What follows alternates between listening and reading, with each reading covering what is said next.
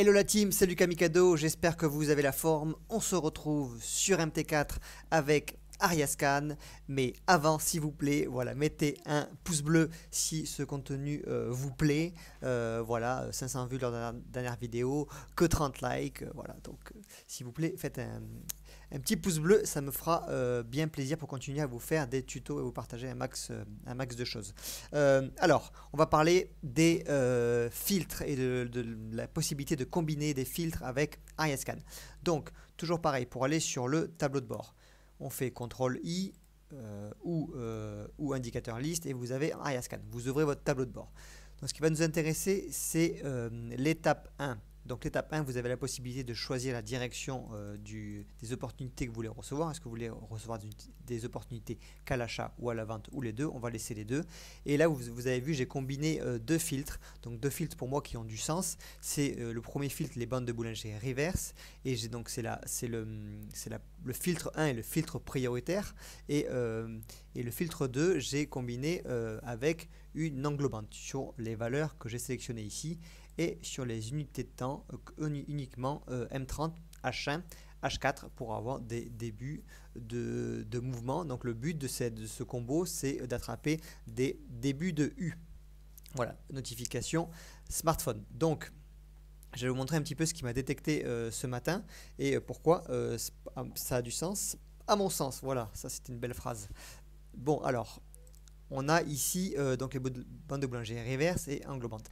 Je vous conseille aussi d'aller voir sur le manuel de bord que j'ai ici. Voilà. Et bien ici, vous avez le manuel de bord de Ariascan et vous avez tous les indicateurs qui sont expliqués et pourquoi vous recevrez telle ou telle opportunité à l'achat ou à la vente. Donc par exemple, si vous allez voir les bandes de boulanger reverse ici. Donc qu'est-ce qu'on a? Opportunité d'achat, le prix passe en dessous de la bande inférieure, puis réintégration sur clôture sur la bougie suivante et opportunité de vente, c'est l'inverse. Donc voilà, on va chercher une configuration comme ça et en plus on va rajouter une englobante. Vous avez vu ici par exemple, il n'y a pas d'englobante. Alors on revient sur MT4 avec Ariascan. Donc qu'est-ce qu'on a? NZD, USD, et on a quelque chose qui est détecté en M30, une opportunité d'achat. NZD, USD, c'est parti. Bon, qu'est-ce qu'on a là? On est bien en M30, Ariascan. Alors, déjà, on va mettre le stochastique, puisque... non, les bandes de boulanger reverse, et j'ai dit englobante. Donc là, c'est bon. Donc déjà, ce que je peux vous dire, c'est que préparez vous des templates, c'est-à-dire que si vous utilisez les bandes de boulanger reverse, préparez déjà les templates avec par exemple le stochastique, si vous voulez combiner, préparez les templates pour aller plus vite et aller repérer rapidement les opportunités. Vous voyez là, j'ai des templates RSI, stochastique, CCI, direct, BB, donc voilà. Qu'est-ce qu'on a ici? On a tout simplement une super opportunité d'achat. Voilà, le train est parti sans nous, c'est dommage, le temps que je fasse cette vidéo. Donc en critère 1, on a quoi? On a une réintégration, on a eu une cassure de la bande de boulanger inférieure, puis une réintégration sur la bougie suivante. En plus, on a quelque chose de pertinent, c'est que ça a été fait sur un point pivot avec une mèche. Donc ça, c'est pour une petite analyse technique très sommaire, mais on voit que du coup, c'est une opportunité qui est intéressante. Et en même temps, on a eu une englobante, c'est-à-dire que cette bougie verte englobe la précédente. Donc ça renforce en fait la puissance de cette opportunité pour se positionner à l'achat. Et écoutez, regardez, c'est parti de suite. Donc là, c'est un trade magnifique. Pour moi, tout simplement, on va pas se prendre la tête. Si on devait lancer Aria après, c'est stop ici. Stop ici. Du coup, point d'entrée ici. Voilà. Avec un TP1 ici et un TP2 ici. Voilà, c'est ni plus ni moins. En plus, les bandes de boulanger sont pas mal pour ça, c'est qu'elles vous indiquent aussi des niveaux facilement identifiables pour placer vos stops et vos TP. Donc à ce moment-là, moi ce que j'aurais fait, c'est que j'aurais utilisé les logiciels Aria Pro, je serais passé sur des unités de temps, voilà, peut-être même M1, voilà, quelque chose comme ça. M1, voilà, M1 par exemple, vous avez une belle config ici avec une sortie de nuage. Donc si on aurait programmé le filtre Ishimoku, cette fractale aurait été pris en compte. On a un croisement des moyennes mobiles. Voilà, enfin je veux dire, on a quelque chose de clair. Alors est-ce que ça ira au TP? Est-ce que ça finira BE? Ça on ne sait pas, mais au moins on a été alerté, il se passe quelque chose sur le NZD USD. Et du coup, on peut aller là où se passe l'action. On va combiner un deuxième filtre rapidement. Quelque chose qui est aussi intéressant, ça peut être de combiner des oscillateurs avec des englobantes. Donc les oscillateurs, vous avez le MACD, le RSI, le CCI, le stochastique.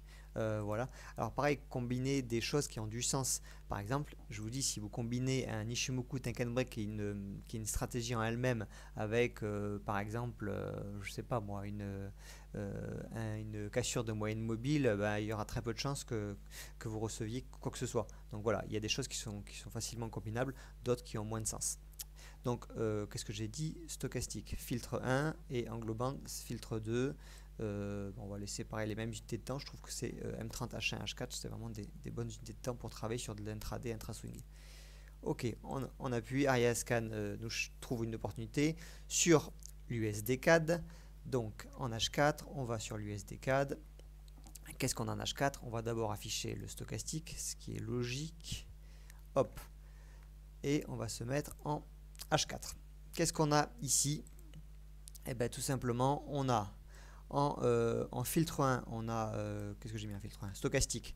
Donc en filtre 1, vous voyez, on a la ligne bleue qui croise la ligne signal rouge dans la zone des 20. Donc premier critère qui est respecté. Deuxième critère, une englobante. Donc une englobante, c'est cette bougie qui a englobé la bougie précédente. Donc le signal, cette opportunité, on va la recevoir jusqu'à que cette bougie-là soit clôturée. Donc là, il reste 1h38 avant que ce soit clôturé. Et après, l'opportunité s'enlèvera de Ariascan. Donc là, vous avez vu, on a un super début de U.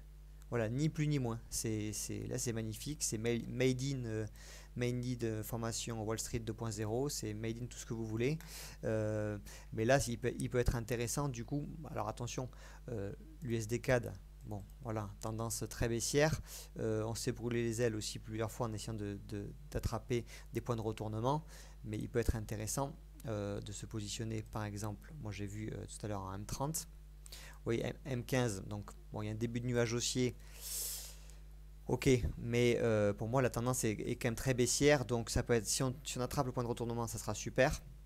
Vous voyez, il y a eu des tentatives ici qui se sont révélées infructueuses. Ici aussi. Donc à ce moment-là, on peut passer sur une unité de temps style M30, voilà, et attendre par exemple qu'il y ait une fractale au-dessus du nuage. Donc à ce moment-là, on aura un stop qui sera plus loin. Mais moi, c'est exactement ce que je ferai. Je ne rentrerai pas tout de suite sur du M15, puisque là, voilà, Ariascan vous amène là où il se passe l'action. Vous êtes d'accord? Vous avez aussi un autre indicateur ici. Vous voyez qu'il y a un début de retournement sur les unités de temps qui sont courtes, M1, M5, M15, M30. Donc vous voyez que là, ça indique bien un début de U pour se positionner à l'achat. Vous avez aussi ça comme élément. Et après, moi, ce que je ferai, c'est Ariascan, non pas Ariascan, Aria Pro. Aria Pro, tac, je charge ma config. Elle est où? Ma config, non. Indice config, bon, c'est pas un indice, mais c'est pas grave. Et voilà, et là je mettrai tout simplement un filtre Ishimoku ou un filtre moyenne mobile, ou si je veux rentrer sur du M30, on avait un filtre moyenne mobile plus point pivot. Donc vous voyez que par exemple ici à ce moment-là, eh ben, Aria rentrera en position que si c'est au-dessus du point pivot et au-dessus par exemple de la moyenne mobile.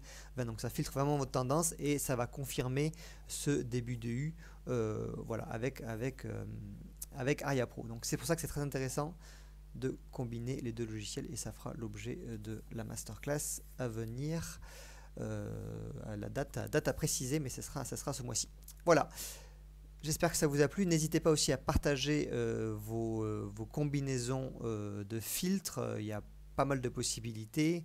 N'hésitez pas à partager sur le groupe et on peut en discuter. Mais je voulais vous faire une vidéo pour vous montrer que le but, c'est pas forcément d'avoir tout ça rempli de carrés de tous les côtés. Par exemple, si vous mettez des englobantes, qu'une englobante est sur une unité de temps qui sont courtes, ben voilà, vous allez être inondé d'informations et vous n'allez pas pouvoir les traiter. Il vaut mieux en recevoir, je vous ai dit, 3, 4, 5 dans la semaine, pouvoir bien se positionner avec des doubles filtres avec Aria Pro, plutôt que d'être inondé et de ne pas pouvoir les traiter. Voilà, J'espère que ça vous aura plu. C'était Lucas Mikado et je vous dis à très vite et vous souhaite de bons trades.